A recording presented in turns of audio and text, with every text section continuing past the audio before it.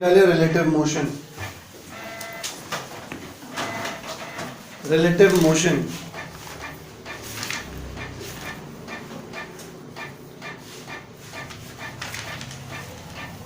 लिखिए। whenever the motion of an object is observed, whenever the motion of an object is observed from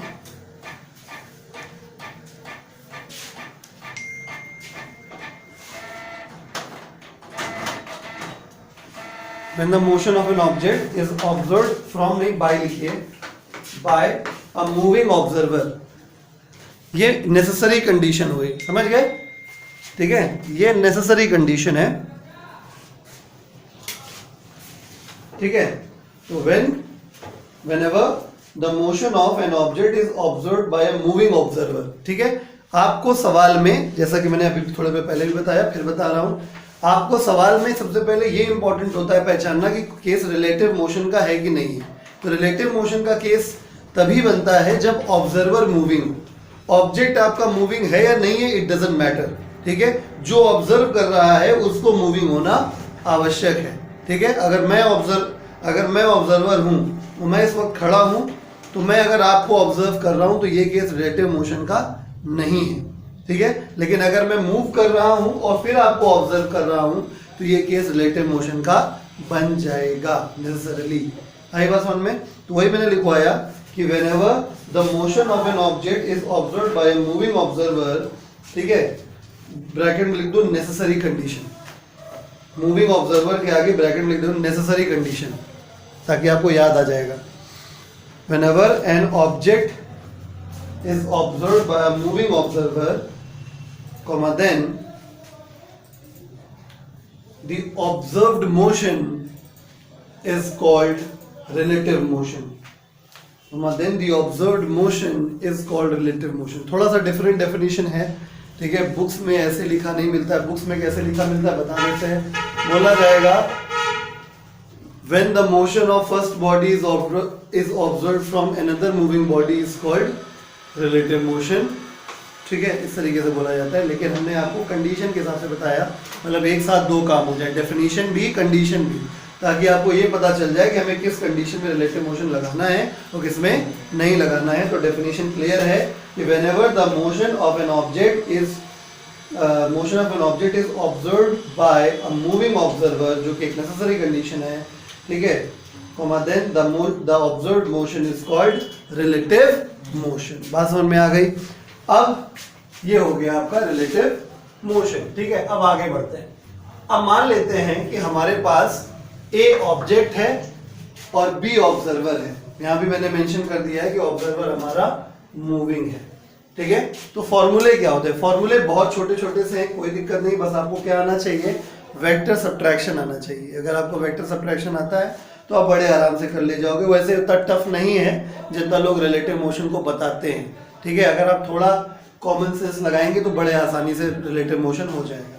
ठीक है, तो हमने example के तौर पर ले लिया है, मान लीजिए, ठीक है, मतलब कंसीडर द सिचुएशन, मतलब एक सिचुएशन ले लीजिए, फॉर्मूले लिखवा है कि मान लीजिए ए आपके पास ऑब्जेक्ट है और उसको बी एक बॉडी है जो ऑब्जर्व कर रही है।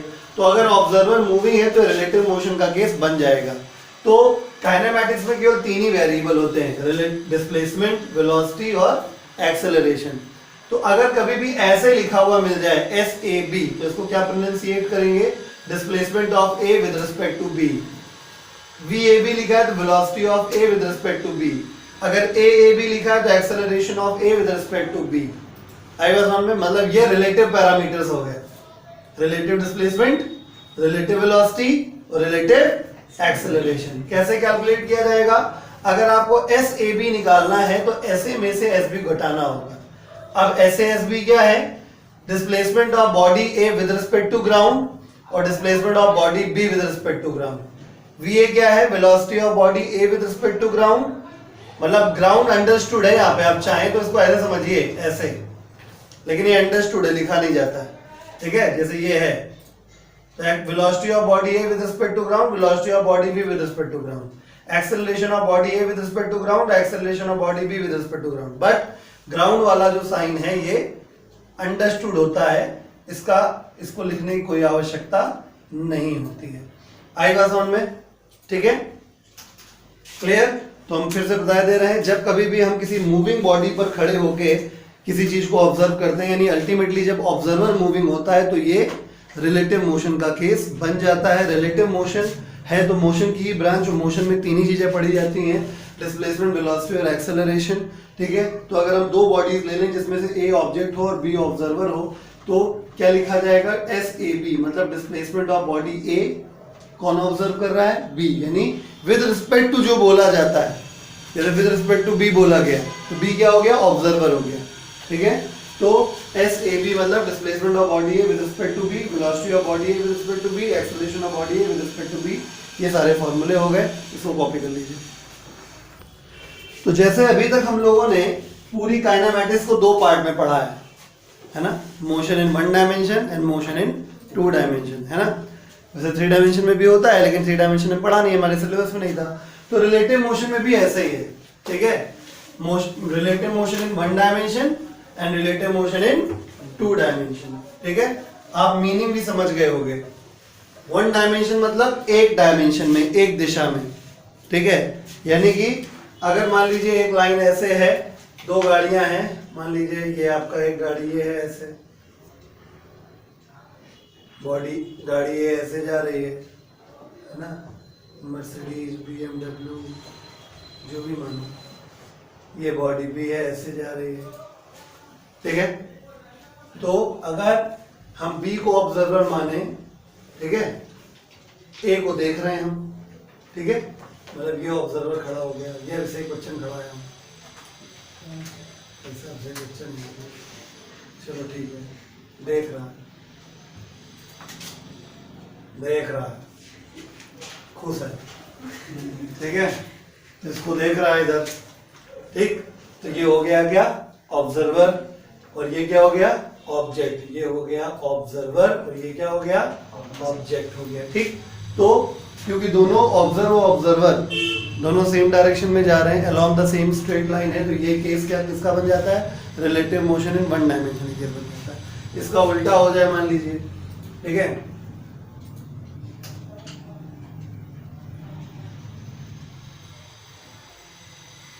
एक ये ए इधर जा रही है, दूसरी वाली गाड़ी जो है बस हो गई, ये इधर जा रही है. ठीक है, अब से क्वेश्चन इधर खड़ा है. ठीक, फिर क्वेश्चन. ठीक है, तो कुल मिला के ये वाला केस भी किसका बन जाएगा? Relative motion in one dimension. ठीक है, यानी इसमें क्या हो रहा है? दोनों बॉडी का केवल एक ही कोऑर्डिनेट चेंज हो रहा है, एक्स. याद होगा मैंने डेफिनेशन बताई थी, कितने डायमेंशन का मोशन कैसे डिसाइड होता है. आप अगर गौर से देखिए, ये हो गया y एक्सिस, ये हो गया z एक्सिस और ये हो गया x एक्सिस. दोनों का केवल एक ही पैरामीटर चेंज हो रहा है, वो है x. ठीक है, तो होगा ना one dimension.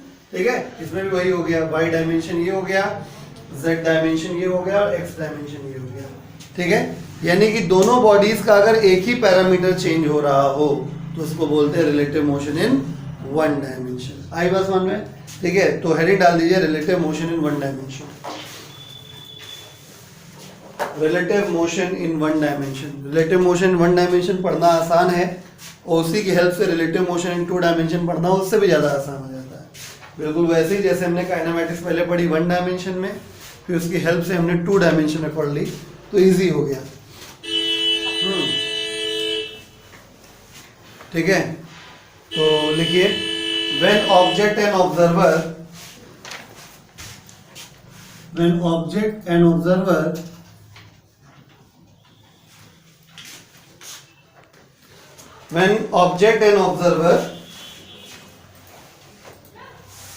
both move in such a way that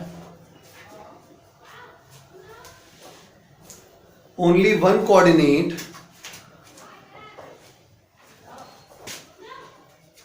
यदि सॉरी ऐसे लिखिए, only one parameter of the coordinate, only one parameter, तीन पैरामीटर होते हैं ना x y z, only one parameter of the coordinate defining their position, defining their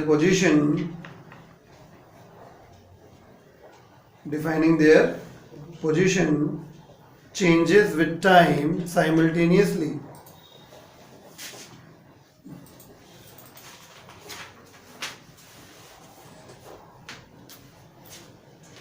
Provided the parameter should be same.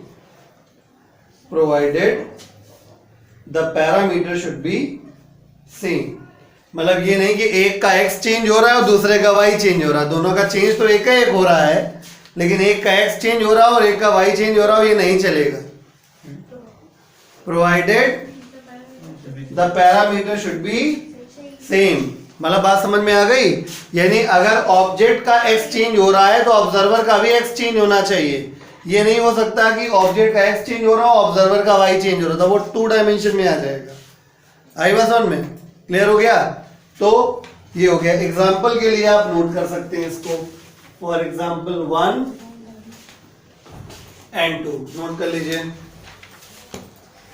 देखिए, तो अभी हमने ये समझा, ठीक है. पहली बात रिलेटिव मोशन समझ में आ गया. जब कभी कोई मूविंग ऑब्जर्वर किसी चीज को ऑब्जर्व करता है तो उस मोशन को हम लोग रिलेटिव मोशन कहते हैं. रिलेटिव मोशन में हमने आपको बताया कि मोशन है तो वही 3 पैरामीटर होते हैं, डिस्प्लेसमेंट, वेलोसिटी और एक्सेलरेशन.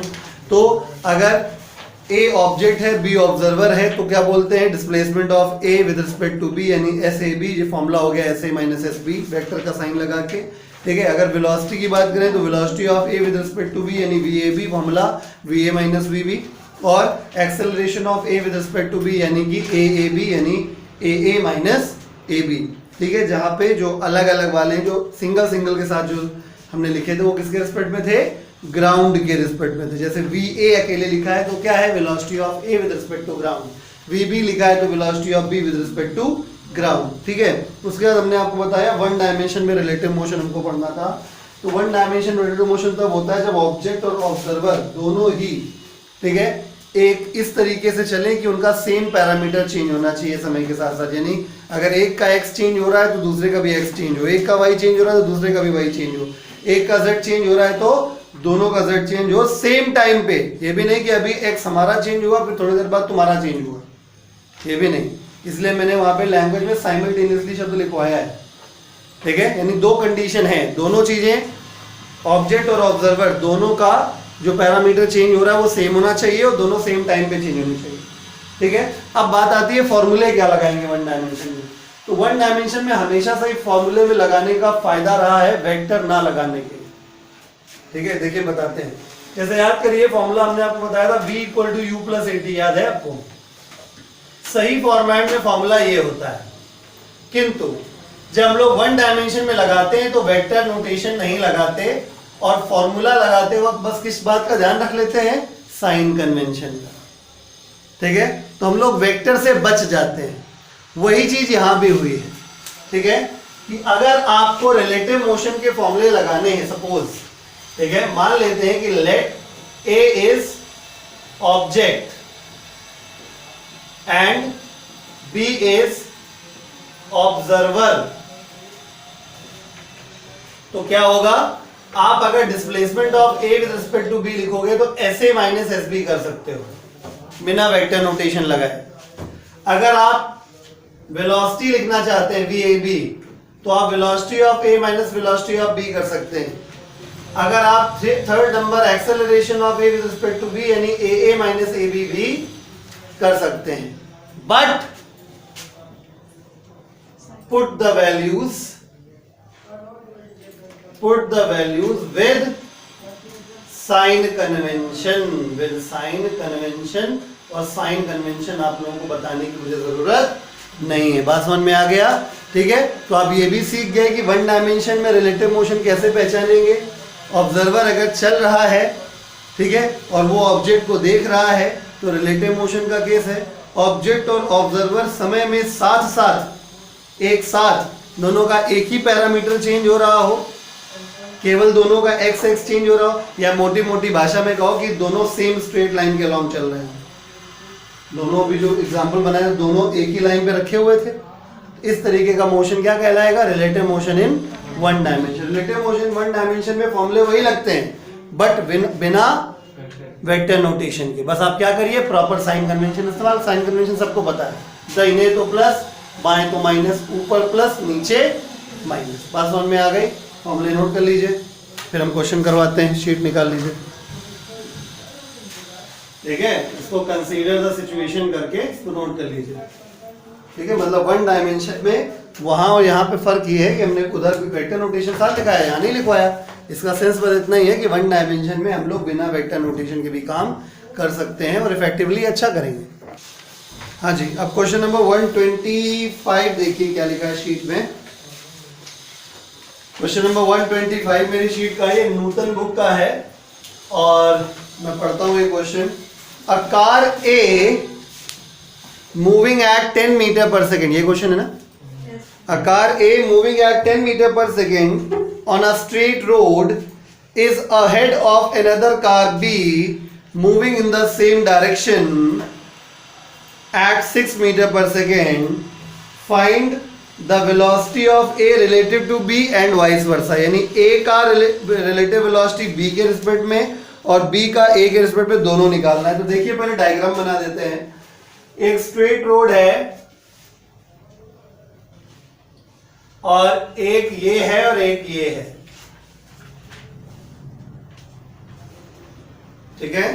तो car A is moving at 10 metre per second on a straight road is ahead of car B, यानी B पीछे पीछे आ रही है और A आगे आगे चल रही है, ऐसा है, ठीक है। तो जो A की जो स्पीड है, वेलोसिटी ऑफ A जो है वो कितना है? 10 मीटर पर सेकेंड। जैसा डायग्राम मैंने बनाया उसके हिसाब से ये प्लस में हुआ, राइट, क्योंकि राइट वर्ड मैंने कहा था साइन कन्वेंशन प्रॉपर ध्यान में रखिएगा। और जो B की स्पीड है वो 6 मीटर पर सेकेंड है, ठीक है। तो 6 मीटर पर सेकेंड इसकी वेलोसिटी है जो कि प्लस में लेनी पड़ेगी क्योंकि ये भी राइट साइड है।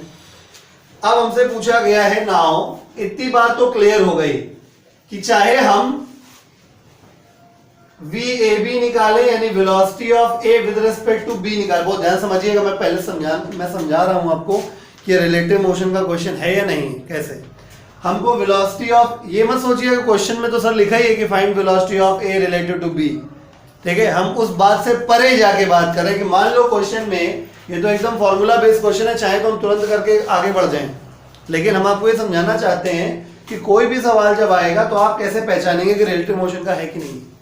तो यहाँ पे velocity of A with respect to B निकालना है।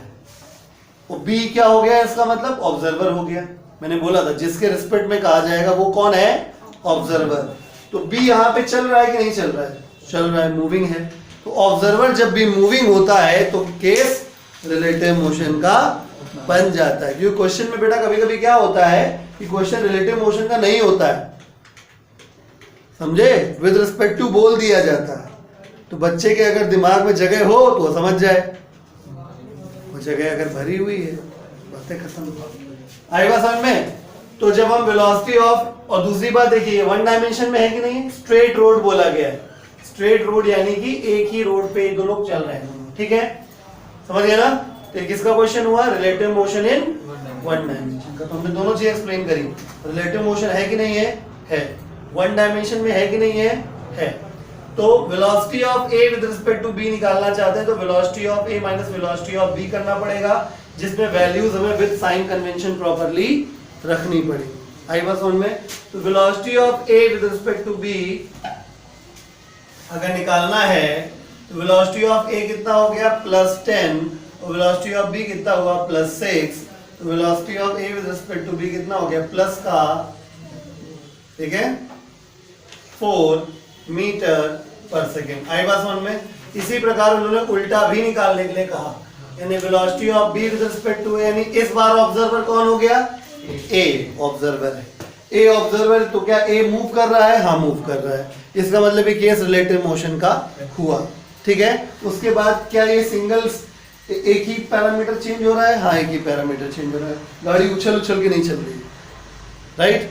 इसका मतलब ये मोशन इन वन डायमेंशन में है, तो अगर मुझे वेलोसिटी का फॉर्मूला लिखना है तो मैं बिना वेक्टर नोटेशन के लिखूंगा, और बाकी पैटर्न तो वही रहता ही रहता है, उसमें तो कोई शंका ही नहीं, ठीक है। Velocity of B with respect to A यानी V B minus V A, velocity of B with respect to A, velocity of B कितना है प्लस का 6, वेलोसिटी ऑफ ए कितना है प्लस का 10, तो कुल मिला के इस बार कितना हो गया माइनस का 4 मीटर पर सेकंड, ठीक। तो इसका मतलब क्या है, ये प्लस और माइनस का भी सेंस बता दे रहा हूं, समझिए। मैं बताने को तुरंत बता खत्म कर सकता हूं, लेकिन आप समझिए रिलेटिव मोशन का मीनिंग क्या है।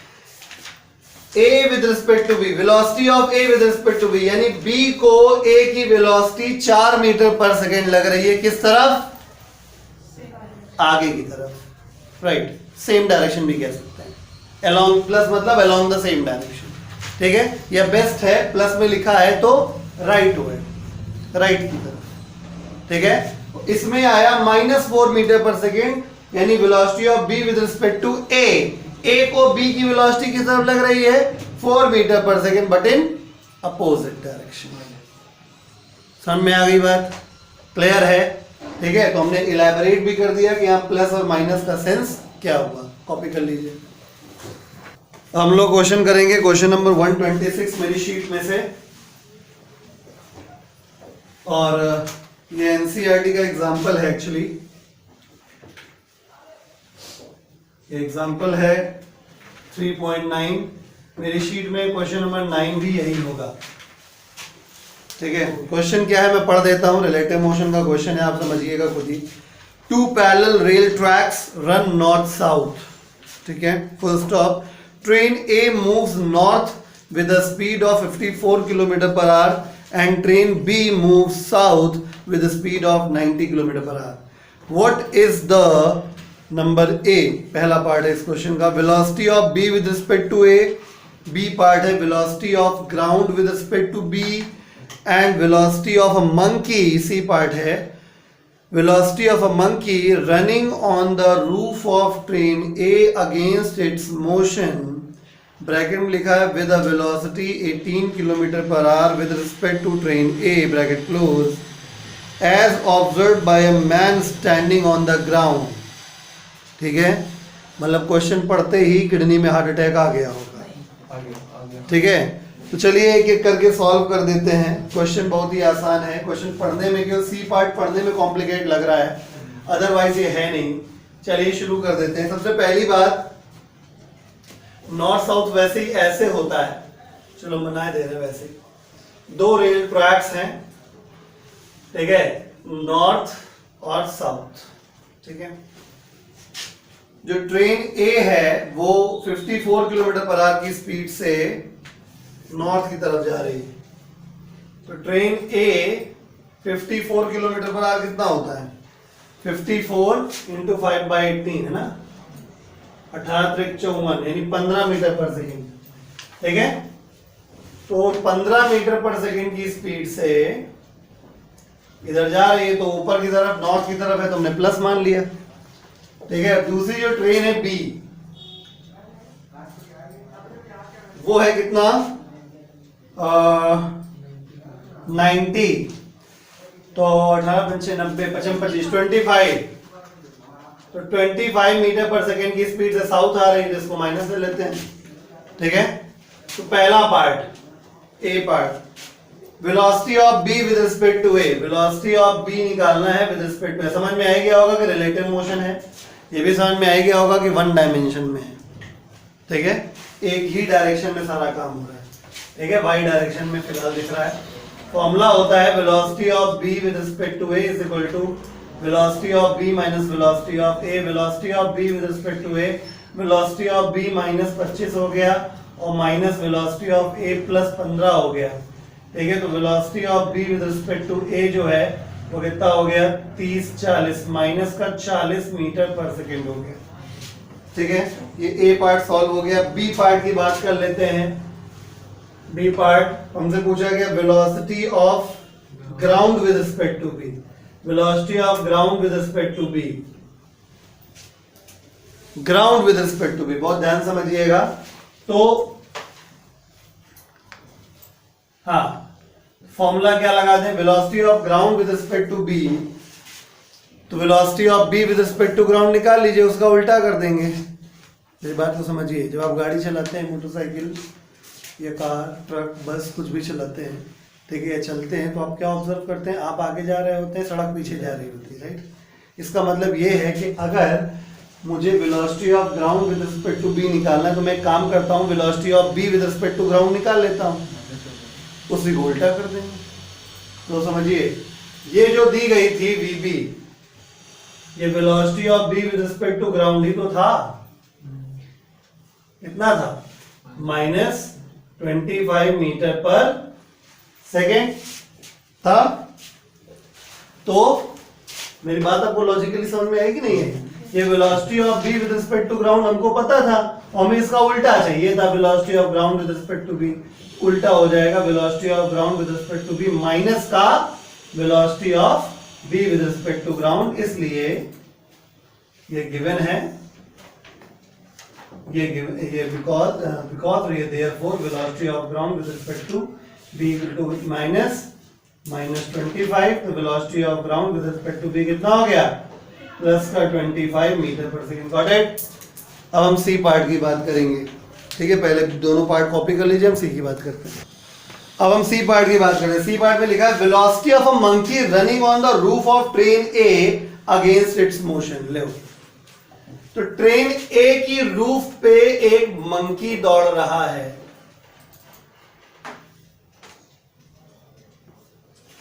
ये पूछ है,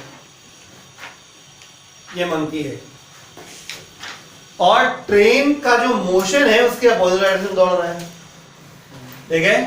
तो इसकी जो स्पीड है मंकी की, वो 18 kilometre per our. 18 kilometre per our कितना होता है, 5 मीटर पर सेकेंड। तो 5 मीटर पर सेकेंड की स्पीड से ट्रेन ए जिधर जा रही है उसके अपोजिट में जा रहा है, यानी माइनस लग जाएगा। बोलो, क्लियर है ना? क्वेश्चन क्लियर है? The velocity of monkey running on the roof of the train A against its motion with a velocity, ठीक है, 18 kilometre per hour with respect to the train A. सुनिए, the velocity of monkey with respect to train A, ये question में given है, मैंने कुछ नहीं किया। क्वेश्चन में कहा गया है कि मंकी की स्पीड जो है वो ट्रेन ए के रिस्पेक्ट में 5 मीटर पर सेकेंड है, 18 किलोमीटर पर आवर, ठीक है, लेकिन उसकी जो दिशा है वो ए जिधर जा रही है, ए इधर जा रही है, ए के जाने की अपोजिट दिशा में मंकी का मोशन है। तो हमसे क्या पूछा गया? हमसे पूछा गया है कि व्हाट इज द, अच्छा, velocity of monkey running on the roof of the train A against its motion, ठीक है। तो ठीक है, तो हमें कुल मिला के with respect to a man standing on the ground, यानी हमें क्या निकालना है, velocity of monkey with respect to ground निकालना है। यही तो मतलब हुआ। ऑब्जर्वर कहां खड़ा है, जमीन में, ठीक है। तो हम लोग क्या करें, हमें जो पता है उससे दिमाग लगाते हैं। Velocity of monkey with respect to A is equal to कितना हो गया, velocity of monkey minus velocity of A. गलत तो नहीं कह रहे? ये दिया गया, इसी को हथियार बना लिया हमने। Velocity of monkey with respect to A is equal to velocity of monkey minus velocity of A with respect to ground with respect to ground, ठीक है। तो velocity of monkey with respect to A -5 है, velocity of monkey with respect to ground चाहिए वो minus velocity of train A with respect to ground, यही तो है, with respect to ground ही तो है ये कितना हो गया, प्लस का 15, 10 सॉल्व हो गया। Velocity of monkey with respect to ground -15 हो जाएगा, प्लस का 10 मीटर। आंसर पल्ले पड़ा? नहीं पल्ले पड़ा। मंकी ट्रेन की छत पे 18 किलोमीटर पर आवर की स्पीड से, यानी 5 मीटर पर सेकंड की स्पीड से ट्रेन की अपोजिट डायरेक्शन में चल रहा था, लेकिन ये जो 5 मीटर पर सेकंड है वो मंकी की स्पीड है विद रिस्पेक्ट टू ट्रेन ए। तो मैंने इसी को हथियार बनाया, मंकी की speed with respect to train ए इक्वल टू मंकी की speed with respect to ground minus train की speed with respect to ground. तो हमें मंकी की speed with respect to ground ही चाहिए, क्योंकि हमारा जो ऑब्जर्वर है वो कहां खड़ा है, जमीन में, ठीक है, क्वेश्चन में लिखा है। तो हमें ये चाहिए था, ये पता है, ये दिया हुआ है, अंडरस्टूड है यहाँ पे जी, और ये हमने -5 ये दिया गया था क्वेश्चन में, सॉल्व कर लिया, आंसर आ गया, कॉपी कर लिया। तो हम लोग क्वेश्चन करने जा रहे हैं अब क्वेश्चन नंबर मेरी शीट का 14 नंबर या 127 नंबर, ठीक है। ये एनसीईआरटी में पाया जाता है चैप्टर 3 में 5वां नंबर एक्सरसाइज का। क्वेश्चन में पढ़ता हूं, a jet airplane travelling at speed of 500 kilometre per our ejects its products of combustion at the speed of 1500 kilometer per hour relative to the jet plane.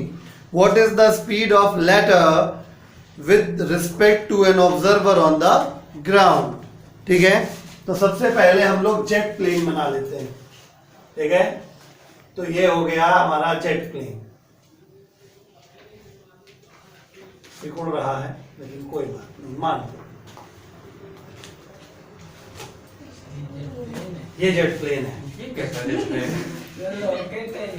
वो जो भी है, ठीक है। A jet plane travelling at speed of 500 kilometre per hour ejects its product of combustion.